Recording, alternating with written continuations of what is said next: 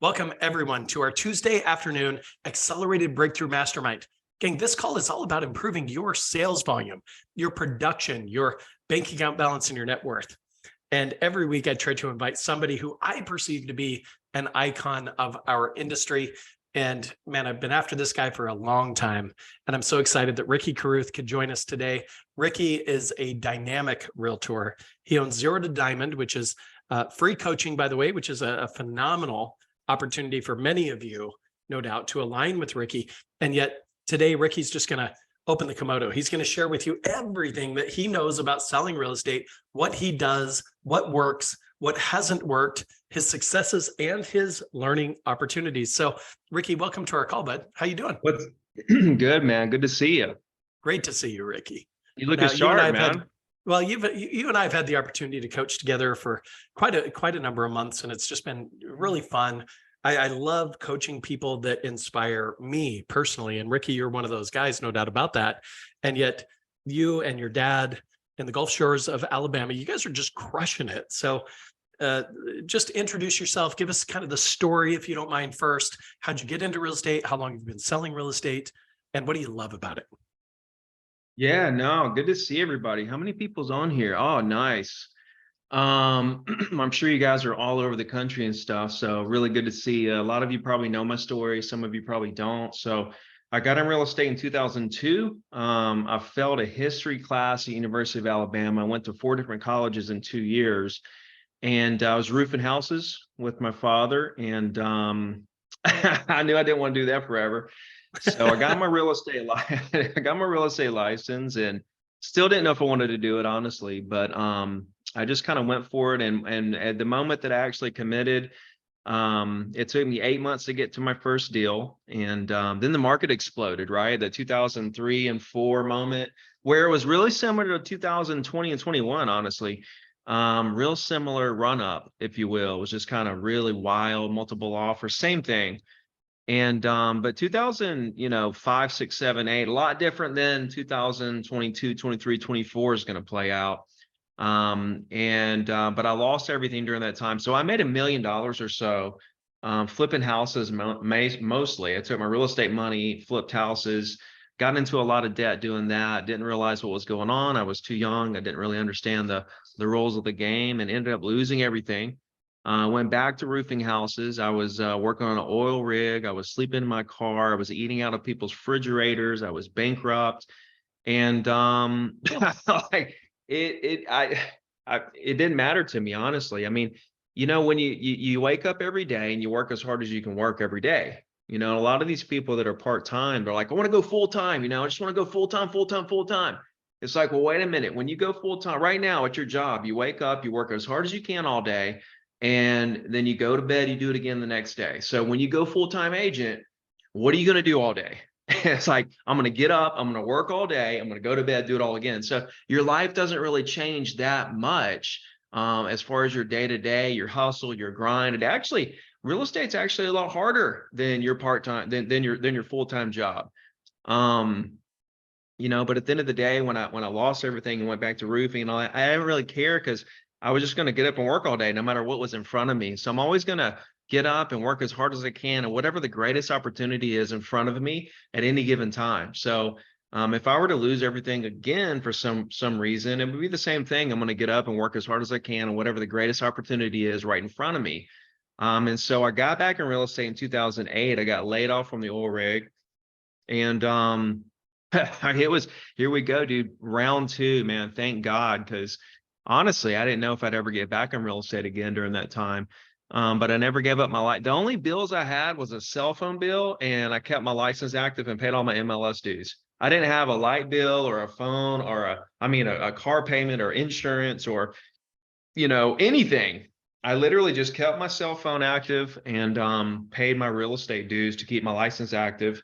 And that was it. And so when I got back in, I actually, the guy that mentored me in the very beginning, here in Gulf Shores, he taught me in the very beginning back in 2002, right? He taught me how to find phone numbers, how to find owners, how to write letters, how to do postcards, how to do emails. So it was phone calls, letters, and emails. Okay. And then when I lost everything and agents were leaving the business and people were, changing careers and, the market was doom and gloom, this guy was still selling 30, 40 properties a year. Our worst year down here was 2007. And I remember 2006, I looked at MLS and he had sold 30 to 40 properties. And I was like, oh my God, because I was working on an oil rig, right? And it was just like doom and gloom. And so I went to him and I said, man, you've got to tell me what you're doing. Went to his house, he invited me over, we hung out, he showed me everything. And you know what it came down to? Phone calls, letters, and emails. It was the same exact thing back in 2002 as it was in 2007 as it is right now. And, in today's world, there's social media and stuff like that, but it all equates to the same thing. Putting yourself out there, getting your name out there, talking to as many people as you can to see what it is they're trying to do and really create those relationships for the future and remarket to them properly and be that friend, right? The number one reason why people choose an agent is because they have a friend in the business, right? Over everything else. When you ask somebody at the end of the day, whether they met that person through a Zillow ad or, postcard, cold call, online, social media, networking event, open house, whatever it is, they met the agent somehow, some way, right? Had a great conversation, a great first impression, and then that agent stayed in touch until the day they decided to do something. That's the process. But anyway, once I realized that, because listen, back in 2002 when I made a mill, back then I could just call 10 property owners, see who wanted to make 200 grand a day, and somebody was going to take me up on that. We would do a deal. I would sell it in one day and never hear from the seller ever again. They took their money and ran. And I wasn't trying to stay in touch with them. And I could just go call 10 more people and make another 30 grand. So it didn't matter. And that's how I thought real estate was done. That's why I lost everything. I didn't try to create relationships or build a database or do weekly emails or any of that stuff. I just call 10 people, make 30 grand, call 10 people, make 30 grand. And so when the market crashed, I didn't know what was going on, didn't understand. And that's why I lost everything. If I knew then what I know now, I would have crushed 2008. Same reason why all of you guys are going to crush 2023, because you're fixing to know, you're fixing to know everything I wish I would have known back then. So anyway, I got back in business. I went to Remax. I became the #1 Remax agent in Alabama. So I sold 100 properties a year from 2014 to 2021, single agent, one assistant. And honestly, it was because of what I did in 2008, 9, and 10, which is the same thing that all of you can do 2022, 3, and 4, right? So that your 2027 can be the most amazing, like this is the moment, right? You need this reset. Like without this reset, your business can't explode. Because if, let's just say the market kept going like it was going, your business, there's no real room to go. We're already as high as we can get. But when that market, when you have that market reset and the market retracts, now you've got so much room now in the market to really grab so much market share and build the foundation so that when the 100% of the time the market's going to rebound incredibly strong, your business explodes with that market expansion. You've got to have this moment to really lay out a really incredible career. And that's what I did in 2008, 9, 10, 11, 12. I really laid the groundwork for those 100 deals a year for 8 years in a row. Congratulations, Ricky. So let's rewind the tape though. Okay, so you're flat broke, laid off from the oil rig. You decide to get back into real estate. What did you do first? What did you do second? What did you do third? I mean, how did you build that to over 100 transactions per year? Talk to me. So when I got back in the business, the first thing I did was I talked to my guy who was doing deals in during the down market. That was step number one. So that's the thing for you guys. You got to align with somebody who understands this market and can help you navigate it and help you have a clear mind about exactly what's happening, what that long-term vision is, and what you should be doing day to day to really put yourself in the best position possible. You got to visualize it first. And that's what I did. I visualized it. So when I got back in, I was just like, okay, I understand. Now I'm going to go be #1. And that's what happened. But I visualized it years before. And so when I had to leave the business, everything was non-relational. I would talk to someone, do the deal, that's it. Do a deal, that's it. I was just a sales guy. When you're just in sales, and there's no brand building, there's no personal branding, there's no relationship building, there's no remarketing on the back end where you're accumulating people. See, this is all about people. I could care less how many transactions you're doing at all. I want to know that you're working as hard as you can to talk to as many people as possible to see what it is they're trying to do so that you can try to help them do it, whether it be now or later or whatever, to build those relationships. If you're doing that on a consistent basis every day, you're building your database, you're remarketing properly, then I'm looking at you like you're a superstar. I don't care if you're doing 3 transactions this year. I know what your 3 to 5 year looks like. So the second thing was understanding how to communicate. So when I got out, there was no communication. I was just talking to them like they were just a number. I'm just doing the deal, DocuSign, boom, I'm done. Actually, it was fax. I had to fax it. They had to sign it, fax it back. There was no DocuSign. But when I got back in business in 2008, I wasn't so focused on the transaction. I was more focused on trying to get to know people when I was talking to them. And so there was a huge difference in the conversations. You could feel like, I could tell that they knew and they felt how much I cared about them as a person. And I could tell that they cared about me in return, right? And so I was building these bonds and these relationships with my clients as opposed to just boom, boom, boom. And so my visualization was this. There were so many foreclosures at the time. And this is just what happened to me. I believe there's not going to be like a ton of foreclosures or anything. So but this is just an example of real life visualization and manifestation into an actual result that happened. There were so many foreclosures at the time, and the agents that were handling foreclosures could care less. They didn't answer their phones at all because they knew they were just going to get fed all these listings, and people were, submitting offers electronically. They didn't have to talk to anybody. So they didn't answer their phone, which at first I was like, pissed and, resentful and jealous and everything else. And I was like, let me try to be one of these agents, right? Making 30, 40 grand a month during the market crash. But then after realizing that is not the path I want to make, what they make you go through to become one of those agents is ridiculous. I said, wait a minute, let me think about this for a second. And I thought, wait, if I represent the buyers, okay, on these properties that are 50% off right now, okay, and I develop relationships with these buyers, guess what happens? In 3 years, when the market comes back, they're going to resell for a profit and upgrade and refer 4 people to me. And now I've done 7 deals out of 1 over the next 5 years. And so I went out there and sold as many foreclosures. I was like, yeah, I'm the foreclosure buy, like, come to me if you want to buy foreclosures. That's the way I represented myself. And I went out there and represented, I don't know, 100 buyers over the course of 2 or 3 years that bought foreclosures. And then that's exactly what happened. By 2012, 12 was the bottom of prices. 13 was the first year we saw, 12 was the first year we saw appreciation. 11 was the bottom. 13 happened, which is a little higher. By 14, so just 3 years into the appreciation cycle, part of the cycle, I was selling 100 properties a year. And it was literally from me saying, I'm going to take this foreclosure opportunity, grind my face off to represent buyers. And then they're going to, turn into 10 to 20 deals to me over the next, 2, 3, 4, 5 years. And that's what happens. So you guys have to take a look at the market and say, okay, where's the opportunities at? And how can I visualize what could happen over the next 3 to 5 years? Through the market cycle to really put myself in the best position to, against whatever the goals are you're trying to achieve.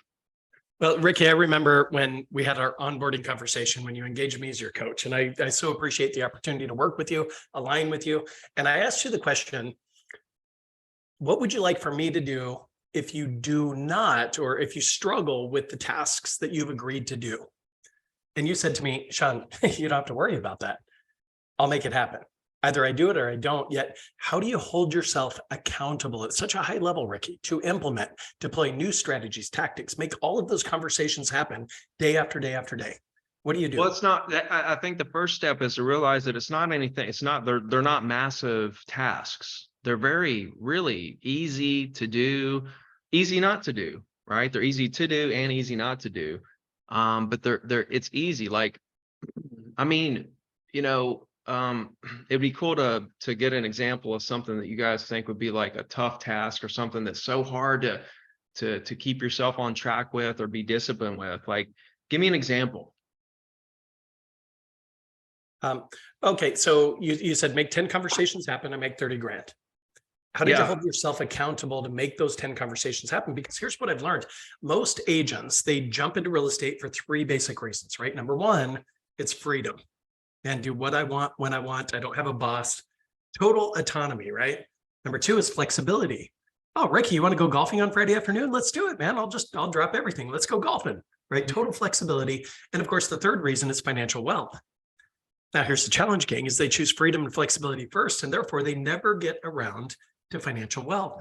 See, we're independent contractors. We struggle with ways to be accountable to do the activities required for us to double, triple. Well, let me ask you this then. Let me ask it in a different way. Sure. Okay, 10 calls to make 30 grand. My question, I'll answer with a question. What else are you going to do? I love it. What else is there to do? Good point. You know, that's my question. You know, like everyone's like, well, how do you stay so dedicated and you know, do all these videos and make all these calls and talk to all these people and answer all your DMs and do all this stuff? What else am I going to do? There's only one other option, guys. It's just to sit around and do nothing. Yeah. I'm not going to sit around and do nothing. I mean, I say it like this, anybody, Ricky. I would love to hear from somebody who's struggling with this, honestly. How many of you guys struggling with that? Be honest. Struggling with maintaining the standard that you've set for yourself around the key performance indicators. Okay, I'm going to take it easy on you. Okay, Chris? Talk to me. Some days are an emotional roller coaster. I can get up, head on straight, good attitude, and I hit the phones. I'm big into Buffini, calls, notes, and Popeyes. So I can do that like none other. The next day I might get up, maybe on the wrong side of the bed, and I'm just not in the right state of mind. I'm doubting myself. I'm my own worst enemy in my head.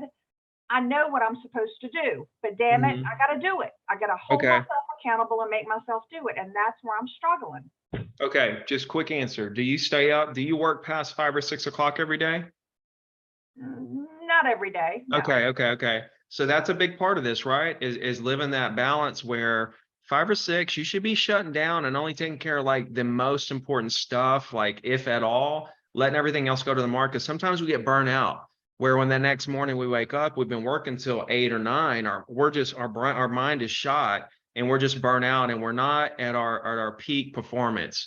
So like taking care of our body and getting the rest we need, you know, relaxing in the afternoons with your family and stuff, drinking a lot of water, eating right. That's all super important when it comes to this kind of stuff. I'll give you like a quick little health trick that I use here. And then I want to move it over to the actual, you know, tactical part of what you're saying. But like drinking, let's just say a half a gallon to a gallon of water every day. Like I try to drink a gallon. I feel amazing all the time. I don't have a lot of people that have anxiety and stress and stuff like that. I'm telling you, 90% of it, I promise you, is dehydration and you don't even know it. Okay. I promise you, if you would drink more water, you would feel better. You would feel more lively. You would be more wittier. You would be telling jokes. You're just on top of your game. So please take that real serious, everyone. The second thing is I think what you're doing, it sounds like, is that you're overhyping this. You're making it a way bigger deal than it really is, right? When you're thinking about calling people that day or whatever the case may be, it's not a big deal. Listen, think of yourself as a volunteer worker doing community outreach to people in the community to see what it is you can do to help them using your real estate services, right? You're thinking of it as I got to call them and I gotta get a deal today, or they're not going to want to talk to me because I'm an agent. That's not true, right? You're doing them a disservice by not calling them, because again, think of yourself as a community worker, a volunteer worker doing community outreach to see what you can do to help people in your community. And if you're not doing that, then you're not helping people, right? This is your job. You know what I mean? So just don't make it such a big deal. And that's the problem, Sean, I think, is that people put too much weight on these activities, and it freaks them out. And they're their own worst enemy with all this stuff. Yeah. So Chris, you'd mentioned the internal dialogue, right? And we all communicate with ourselves more than anybody else. And yet I call that internal dialogue. I gave it a nickname. It's MIC. Okay. MIC stands for my inner cynic. And we've all got one. See, Mic's job is to make you small. Mic's job is to make you stay inside this little comfort bubble, right? Oh, don't risk your precious little ego. It might get bruised. And Mic wants you to be small. Mic wants you to be comfortable. Mic's going to say things like, oh, don't call that prospect again. You just tried them yesterday. They didn't take your call, right? Mic's going to talk you out of doing the things that you need to do to achieve the goals that you want. Now, the reason I gave it a nickname is because if we listen to Mic, we're liable to make a few errors in judgment every day. Yes. Now, Ricky and I have both been broke. We will tell you that it happens gradually at first, then suddenly. Okay. Yet extraordinary success happens gradually at first and then suddenly. Okay. So same. So if we listen to Mic, we're liable to make a few errors in judgment every day. The reason I gave it a name is so I can differentiate the negative or defeating thoughts from the positive and empowering thoughts. And when I have a negative thought, I just say, listen, not now, Mic. Or I'll say, shut up, Mic. Or I'll say, fuck off, Mic. Whatever I have to say to make Mic go away, I'm going to say it. But it allows me to differentiate the thoughts, if that makes sense. Go ahead, Ricky. I think too, just to finish here with this, when she wakes up and she's not on the right side of the bed and she's like, oh, I don't want to do this stuff or whatever. Okay. Then she goes and she becomes busy with something. Right. And there's a big difference, guys, in staying busy and being productive. Right. Don't trick yourself into thinking, oh, I'm being productive because I'm here, I'm doing stuff. All the stuff that doesn't matter. Listen, all that matters is that you're doing activities that come back to a result of talking to a person, right, at a high frequency, many people, as many as you can, to get to know them and see what it is you can do to help them. David. Hey there. Hey, I heard you say something and maybe I missed a piece of it. I'm not sure, but did you say 10 calls to make 30,000? What was that? That was back in 2003. Prices were about like they were last year, where they're going up 100,000 a day kind of thing. And, people, there were so many people that I could call people that bought stuff in 1996 and 1990 and even 2000, who literally had several hundred thousand worth of equity that I could sell it in one day for that. So it was real similar to what happened last year. But just think if last year happened, but prices starting at a much lower level, and then they shot up, and there was just so much equity there, and I could just call and two, what you have to understand is I'm in a resort area, so this was condo owners who don't live in the condo or they don't live. This isn't their primary residence. This was investors, so they could sell it, take their profit off the table, and then just sit it out for a while. But that's what that was. It was just a crazy market, and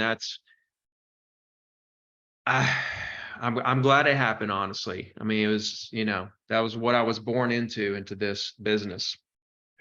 Well, one of the things, Ricky, that I want to bring up is maybe some just actionable strategies and tactics that they can implement and deploy like right now to really improve their business. Now, one of the things that you did with your team is I introduced the Slide Broadcast platform to you guys, right? And you guys were doing 250 ringless voicemail drops a day in a very targeted kind of a approach. And you were getting a 10 to 12% return call back rate. So 250 calls, and you guys were getting 25 to as many as 30 calls back into the office a day. Now, ringless voicemail through Slide Broadcast, you guys, 3.5 cents per voicemail. That's the cheapest way to communicate that you'll ever come across. And yet, Ricky, you were doing it in a very targeted way where you'd say, okay, here's this complex. There's 2,000 units, right? And of the 2,000 units, there's 750 that are 3-bedroom. And you would create a voicemail saying, we've got an owner in the complex that's looking to upgrade from a 1-bedroom to a 3-bedroom. Just curious if you're thinking about selling. And you get a 10 to 12% call back rate, which quite frankly is pretty unheard of. Yet, how many of you guys, real quick, show of hands, would like to have people calling you saying, listen, I want to sell my condo, I want to sell my townhome, I want to sell my house, right? And that's exactly what this strategy will do for you. And it's very inexpensive. Think about it. You could do 1,000 ringless voicemail drops for $35. That is Yeah, super no, cheap, guys. no, we did do that, and you've got to be really targeted with it. If you do just a message that's very general, you know, hey, the market's great and this, that, and the other, that's not going to work at all. You've got to be really targeted and really specific about the property owners that you are targeting, and exactly what the messaging is behind, you know, trying to get those property owners to respond.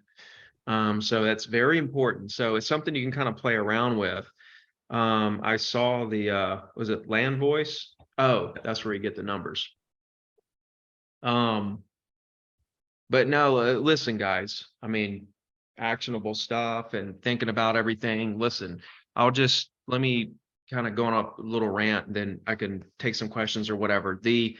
Remember what I said, okay? Visualizing where you could be in the next 3 to 5 years. That's what is like the most important thing. So many of us are just thinking about this year and next year and stuff like that, and that's great. But try to think of it in terms of how you can build your database much larger over the next 6, 12, 18 months. And what you're going to be doing with that database is stay in touch and engage with those people. That's what's important here. You know, whatever change, if you to maximize your full potential on transactions closed, you've got to maximize your full potential on the amount of people you're talking to per day and building those relationships with, remarketing to. The more people you talk to, the more deals you're going to do. Now, a lot of people are like pulling back, sitting on the sidelines because the market's slowing down. Well, you're not going to reach your full potential closings. Your full potential closing, let's just say I'm doing 100 deals a year. And because the market does its thing, let's say next year I do 60 deals, let's just say, because the market, not because I'm not putting forth any more effort, I'm putting forth the same amount of effort, but let's say I do 40% less, I do 60 deals next year. But I did the same amount of effort. All right. Well, if I pull back my effort, I'm going to do like 20 deals, 30 deals, 35 deals. If I pull back my effort, see, I got to put forth the same amount of effort or even double the effort to do, you know, the same amount of transactions. So that's what we're running into right here. Right. Fannie Mae just came out with a report, and they're calling for 3.9 million transactions of existing home sales next year. Okay, 2008 was 4 million sales, so they're calling for less transactions next year than in 2008, which was the bottom. 2008 was the worst transaction year, you know, in the 2000s so far. Maybe they're right, maybe they're not. Whatever the case may be, that's what they're forecasting, is a little bit worse, maybe exactly the same as 2008. Now, what I want all of you guys to understand is that, again, this is much needed, but during this time, it doesn't matter what the market's doing, okay? The first thing to realize about markets and real estate is that closings happen every single day for the rest of your life, regardless of market conditions. So if you go back in MLS during the dot-com crash, 9/11, 2008, the pandemic is a great example. You know, no human-to-human contact whatsoever during that 45-day scariest moment in the last 100 years, and still 80% of the same amount of closings happen. Not only that, but 80% of the same amount of pending deals happen. Like, people were putting stuff under contract during that scary moment, and nobody really knew what was going to happen, but yet the market kept going at an 80% rate. And so do you think this is going to stop the market? Nothing's going to stop the market. It's Mother Nature. So when you understand that, okay, and then when you every day your goal is, how many people can I talk to create relationships with? I want to stack relationships. I want to accumulate people. Your business never slows down. Transactions may fluctuate, but your business is relationship development. And so your business of relationship development never slows down. You've got to go out there and just continue pushing no matter what the market's doing. There's an unlimited amount of deals. Okay, understand this. Unlimited amount of deals for each and every agent forever, no matter what the market does. Okay, understand the process between, you know, the work that goes into finding the person to talk to, having the conversation, developing the relationship, nurturing the relationship until a deal and a conversion happens is the process. And the reason why you can't do, the reason why Zillow and Redfin and all these companies, Open Door, can't figure out how to eliminate agents and do all the deals themselves is because it's literally unlimited. Okay. So understand all that. Now, what I want you to do is visualize where you could be over the next 3 years. If you really go all in next year and like, okay, we're going to have a down year next year. It doesn't matter. That's transactions, but you're going to have an amazing year when it comes to database growth. and new relationships created. And as let me share my screen. I'll show you something. This is a good visualization right here. All right, you guys see this? Yep. This is 2008 to 2014. This was my business in the blue. Here's the market in the red. As prices went down and bottomed out in 2012 and started coming back up in 2014, right? Here, this is the worst year of transactions, 2008. I made 100,000. I forget exactly how many transactions that was. I made 100,000, which was double what I made on the oil rig the year before. So I was ecstatic. I was like, I'm back in business here. I made 150 this year. I made 150 this year. No, wait. 2008, I made 80. 2009, I made 100. 2010, I made 150. That was the year of the oil spill, the BP oil spill, which crushed our market. People were dumping their properties. Agents were leaving the business. I made 50% more money in 2010 than I did in 2009. Why? How did I do that in a mini recession and a mini market crash in my market? It's because I understood the principles that closings never stop, and I just got to continue to build relationships. But I kind of held my market share, right? And then when the market expanded, you see that? Boop, boop, boop. That's how I got to the 100 deals. And this is where we are right this second, but this is going to happen a lot sooner.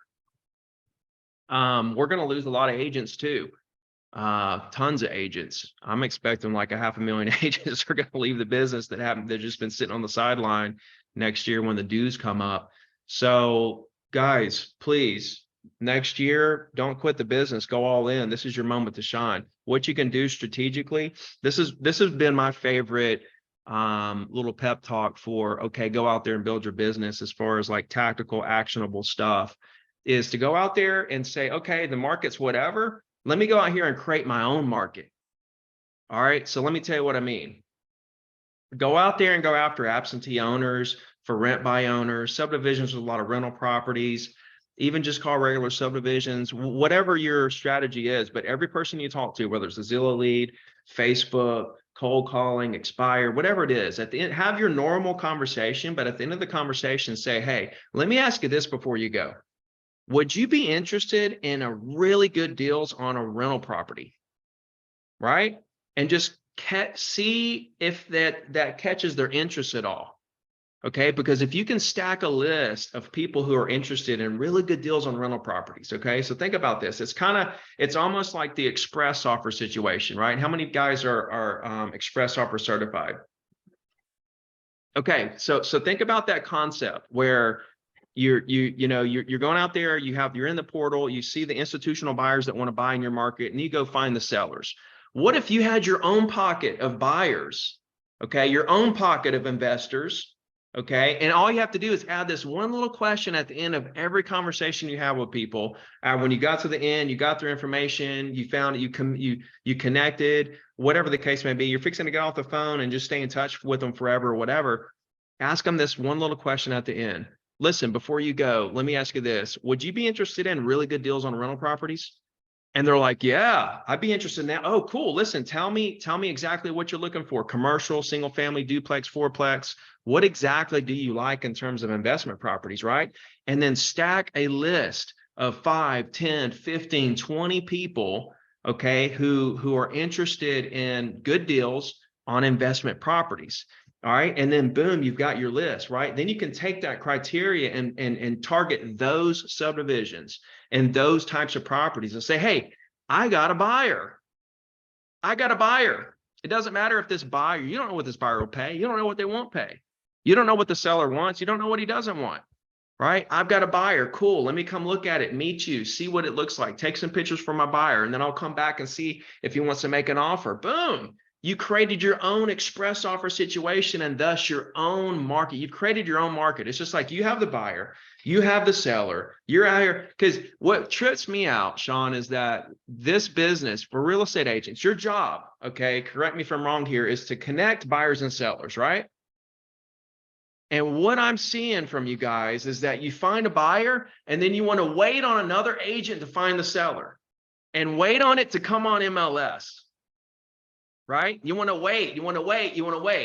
If you got the seller, you list it, And then you want to wait on another buyer to bring another agent to bring the buyer. You put it on MLS and then you just wait.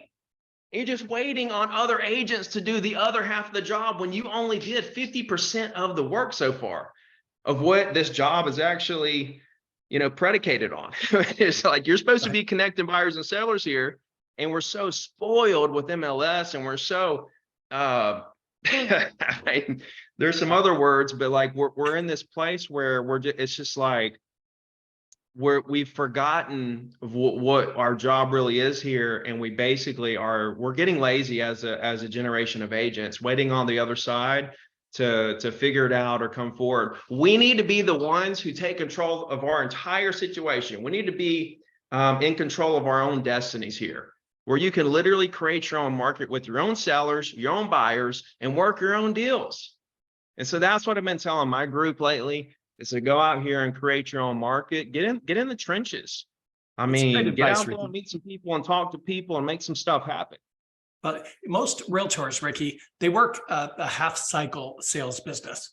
And let me explain. Imagine it's 12 o'clock, the top of the clock, right? And you get a listing, okay? Now, most agents, like Ricky said, you put it in MLS and you wait for another realtor to bring the buyer.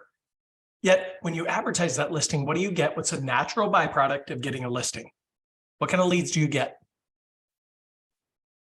That's right, you guys, it's buyer leads. So that would be at like 3 o'clock. I don't know if I'm going the right way or the wrong way, but okay, you get a listing, you advertise the listing, you're going to get buyer leads. Now, most agents take those buyer leads, take them out, they find them a listing to buy. And then what do they have to do? They have to go back up to 12 o'clock and they have to lead generate for another listing, right? Yet when you get a listing, you're going to get buyers. Now let's go down to 6 o'clock.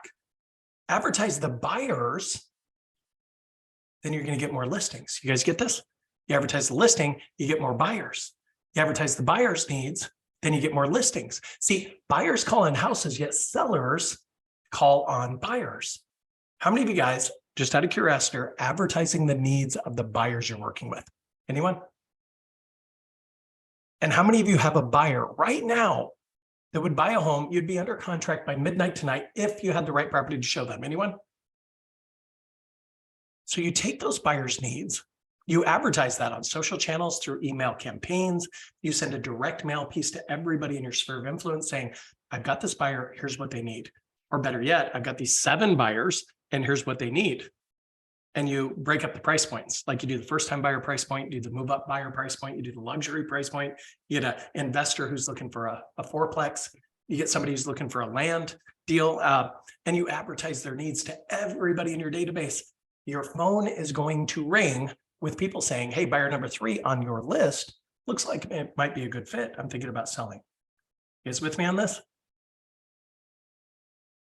So advertising the needs of your buyers should be something that each and every one of you are doing. And that's exactly what Ricky's talking about.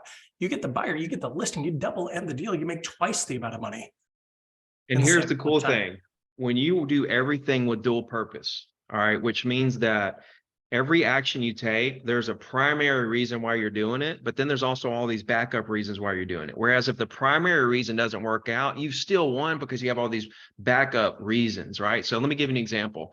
If you have a buyer, let's say, and you call on a subdivision and you find them a property, right? But then the buyers, you go back to the buyer and they say, oh, I'm out. I don't want to do anything right now. It's like, okay, well, you lost that buyer, but you still got the seller. So there's a backup reason. Say you got a listing and you want to call the subdivision the listings in to try to sell the listing. Your primary reason is to sell the listing, but you don't sell the listing, but you called 170 people and you picked up 14 new clients that are going to do something with you in the future. So you didn't sell the listing, but you picked up 14 new clients. So everything you do, think guys, dual purpose, right? It's like, I'm taking this action. Maybe the reason why I'm doing this doesn't work out, but look at what all the other positives are from taking this action that's going to multiply my business over time. See what I'm saying? There was a question here. I don't know how much time we have. She said, being rejected and having the determination to potentially get rejected again. Guys, I want to share something with you. The definition, your definition of rejection and objections is not the same thing as mine. The objections and rejections to me is my client or prospect telling me exactly what it is that they want to do. Right? You're thinking it's a bad thing, and I'm thinking this is data. I need this. I need them to tell me what they want to do. Even if it's to cuss me out and hang up the phone, that's what they want to do. I need to know what it is they're trying to do so that I can help them do it, even if it's not talk to me anymore. That's what this is, guys. It's a filtration process through the population to try to see what you can do to help people, whether it's to never talk to them again or help them buy or sell a piece of property. You know what I mean? So you got to quit thinking in these negative terms like rejection and objections and the market and the interest rate and all this stuff is bad stuff, because it's not. Right. Ricky, I look at it like this. Let's say you're going to go shopping and you go into a store. Let's call it needless markup. I mean, Neiman Marcus, I think, right? Yeah. So you're shopping and you're around the clothes rack, right? And the salesperson comes up and what do they say? How you doing? Yeah. Can I help you? Yeah. Right. And what do you say? I'm just looking. Yeah, I'm good. Yeah. Imagine if that salesperson at needless markup, they go off into the corner or go into the back office and they just cry their eyes out. Guys, they're no different than you. And you're no different from them. All you're doing is offering your service. They might not need that service right now, and that's okay. And yet here's the thing. Maybe you go to a different section of the store and you find something you like. Then what do? When somebody comes up and says, may I help you? You're like, oh yeah, please. I need a dressing room. I want to try this on. Right? It's just timing has a lot to do with the outcome of a rain dance. Well, again, Dick, in that example right there, okay, they went up and they said, you know, can I help you or whatever, or whatever. And they said, no, I'm just looking. Okay. They're telling you what they want to do. They want to just look. Okay, great. What are you looking for? Right? I mean, they're telling you what they want to do. You got to listen and continue the conversation. Right on. Well, Ricky, I let this go on 15 extra minutes today, you guys, because I was thoroughly enjoying our time with Ricky, and all good things must come to an end. So Ricky, I want to thank you from the bottom of my heart, man, to just show up, you know, free of charge, just to pour into these people. Thank you. Thank you. Thank you. Any last thoughts or words of wisdom you want to share with the group? Yes, guys. Let's see. How do I put this? Quit thinking and worrying about your transactions and how many deals you're going to do and if this is going to work out. This is the most consistent industry. Real estate transactions and deals happening is the most consistent thing in the history of the world. It's never going to stop. It's as consistent as the wind and the ocean and the waves and all that stuff. It's never going to stop. It's just up to you to settle down, quit being impatient, do the little things that you need to talk to people, build your database. It's baby steps. It's like Sean says, it's a very gradual, and then all of a sudden, boom. It's like when I got to selling 100 properties, I was 14 years in, 12 years in. I was 12 years in, and you know, everybody's like, oh my God, you know, all of a sudden, you know, out of nowhere, he's selling 100 properties. No, this is 15 hours a day for 15 years. You know what I mean? And listen, I used to have to look up phone numbers on Spokio and whitepages.com and Bigfoot one at a time, copying and pasting the addresses and stuff. I would do that till about 10 o'clock at night to look up 100. Then I would hand dial them the next day for like 6 hours. It would take me to dial 100 numbers. And you guys have it made. You can go click, find thousands of numbers, another click, automatically dial, call like 200 in a couple hours. It's ridiculous. You guys need to take advantage of the opportunities that are right in front of you. Quit looking at glass half empty on everything. Look at glass half full on everything and realize that you're in a win-win situation. There's no way you can lose. Just have dual purpose for everything you do, and keep that 3 to 5 year in sight. Great input, Ricky. Gang, if you want more appointments, if you want more listings, you want more contracts, more money, all you need to do, like Ricky said, create more conversations. That's it. Now, next week, I got to tell you, I've got a client of mine, Dan Krembashevsky. I've had the pleasure of coaching with him for the last 3.5 years. And this dude went from zero to hero. I'm telling you, he went from, you know, just himself as a solo agent, now having like 12 agents on his team. Guys, they're crushing it month after month after month. The new positive normal for he and his team is a minimum $100,000 in commissions every month. So if you want to learn what Dan's doing and how he's done it, I want you to show up again next week. This happens every Tuesday at 2 o'clock Central. You guys just plug in. It's free. By the way, I saw that Paul had posted the chat a couple of times. Paul Hellam, he's my right-hand man here at Icon Coaching, is consultant for our organization. If you guys maybe want a little help, just engage in a free call with Paul. Seriously, it's going to be the best time that you've ever invested. He's going to help you identify and solve at least one problem in your current strategy, your methodology, and he's going to get you to take different actions to get different results. And that's what it takes. So Ricky, again, thank you, brother. Sincerely appreciate you. Oh, by the way, Ricky and I are getting ready to jump into the mortgage business. So Ricky, I want to invite you back in about 6 weeks, and I want you to talk to them about what this looks like and how they Absolutely may be able to benefit from this. Okay. No, 100%, man. Looking forward to it. And thank you so much, bro. Oh, my pleasure. Thank you. All right. Talk to you all soon. See you next week. Yeah. Bye-bye.